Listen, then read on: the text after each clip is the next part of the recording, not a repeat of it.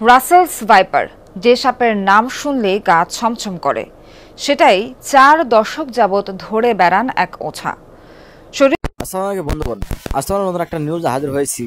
সেটা হচ্ছে বর্তমানে আমাদের সময় নাকি রাসেল ভাইপার নামে একটা সাপ বেরিয়েছে, সেটা নাকি মানুষকে খুবই আক্রমণ করতেছে। তেমনি ঘটনা ঘটেছে। আসলে একজন ব্যক্তি আছে যিনি নাকি 30-35 বছর ধরে এই সাপ ধরে বেড়াচ্ছেন। তো বন্ধুগণ, আমরা সেই ভিডিওটি দেখে আসবো এবং তার মুখ থেকে শুনে আসবো যে আসলে তিনি কিভাবে সাপ ধরেন বা কত বছর ধরে সাপ ধরেন। তো বন্ধুগণ, আমরা সেই ভিডিওটা দেখে আসি যে ব্যক্তি রাসেল ভাইপার নামে সেই সাপটি ধরে। তো বন্ধুগণ, ভিডিওটা শুরু করা যাক। রাসেলস ভাইপার, যে সাপের নাম শুনলেই গা ছমছম করে, সেটাই 4 দশক যাবৎ ধরে বেড়ান এক ওঝা। শরীয়তপুরের এই সাপুড়ে খুললেন গল্পের ঝুড়ি। জানান, উজানের পদ্মা ছাড়িয়ে এখন ভাটির দেশেও মিলছে ভয়ঙ্কর রাসেলস ভাইপার। এম শাকিল আহমেদের সঙ্গে সাপুরের আরও গল্প শুনেছেন তাজনুর ইসলাম, ছবি তুলেছেন নির্মল চন্দ্র বর্মন।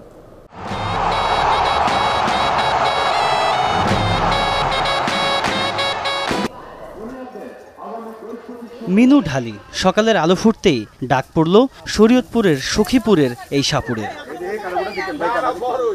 এক বাড়ির আঙিনায় খেজুর গাছে লুকিয়ে সাপ। অভিজ্ঞ এই ওঝার চেষ্টায় মিনিট 5 মধ্যেই হলো পাকড়াও। জানা গেল এটি নির্বিষ দাঁড়ার সাপ। শরীয়তপুরের সখীপুর থানায় এসে জীবন্ত রাসেলস ভাইপারের দেখা মিলল। যিনি এই সাপটি ধরেছেন তিনি একজন সাপুড়ে। পদ্মা নদীর যে গতিপথ সেটি চিন্তা করলে শরীয়তপুর এবং এই যে সখীপুর থানা সেটি একটি ভাটি অঞ্চল। এই সাপ এত ভাটিতে চলে এসেছে যেটি সবার জন্যই অনেক বেশি উদ্বেগের কারণ। গল্পের শুরু এখানেই। ষাটোর্ধ্ব এই সাপুড়ে প্রচলিত সাপ ছাড়াও ধরেন বিষধর রাসেলস ভাইপার। জানান, এ পর্যন্ত 10টিরও বেশি ধরেছেন এই প্রজাতি। দেখালেন বাক্সে থাকা সংগ্রহের সাপটিও। বিভিন্ন জায়গায় সাপ ধরতাম, কেউ খবর করত যে ভাই এই ব্যাপারে একটা সাপ অমুক জায়গায় আছে, আমাদেরকে জ্বালা যন্ত্রণা করতেছে, আপনি ভাই সাপটা ধরে নিয়ে আসছেন। তখন তার কোনো টাকা পয়সা কিছু আমরা নিতাম না।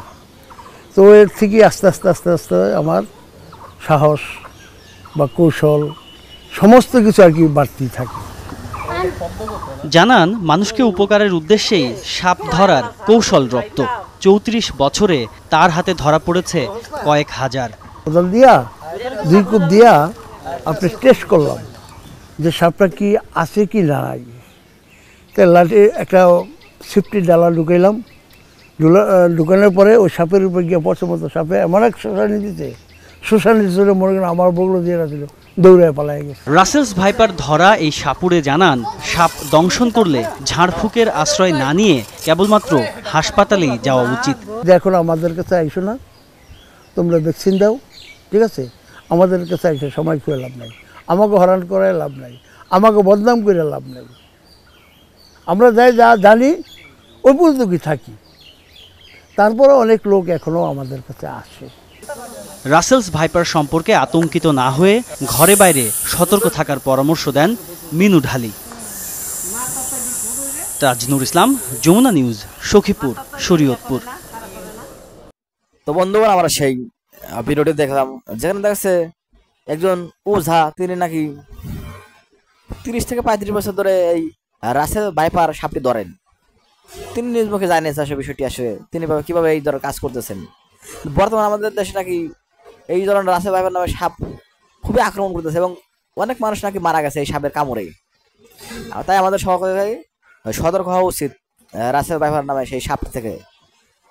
সাবধানে কাজ করা উচিত, দেখে রাস্তাঘাটে দেখে শুনে চলা উচিত।